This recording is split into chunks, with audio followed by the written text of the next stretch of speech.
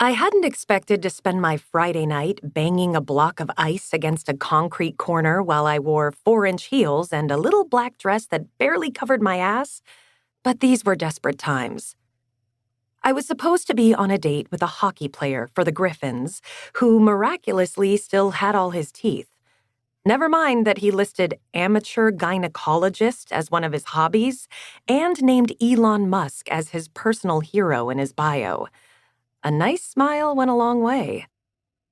Instead of circling the same block 5 times to find a free parking spot near Founders Brewery, I was sweating through my date dress while trying to get my hands on the card I'd literally frozen last month. I'd paid the minimum balance a few weeks ago, freeing up $5 of available credit. I had $2.63 in my checking account.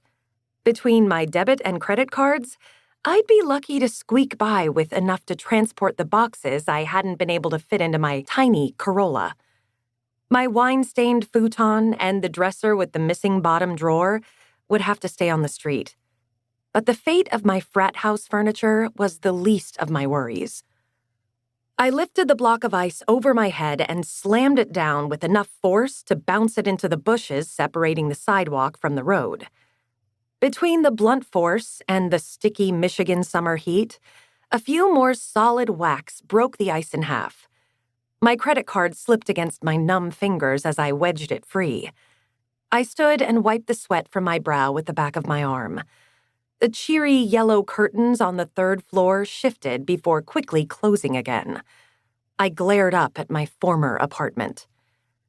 Earlier in the day, I'd gotten the news that I'd been passed over for a promotion. Again. By a guy who had the same qualifications but way less seniority than me, but who had a first cousin in upper management. Again. I already had my date scheduled and had big plans to drown my sorrows in too much beer, followed by sloppy car sex with the hockey player. Then my roommate, Vera, texted me and said I was needed back at the apartment immediately. Nothing else. No explanation. When I arrived, I found the boxes on the sidewalk. Vera and Quinn had packed up my stuff, changed the locks, and pretended they weren't home rather than face me. Cowards.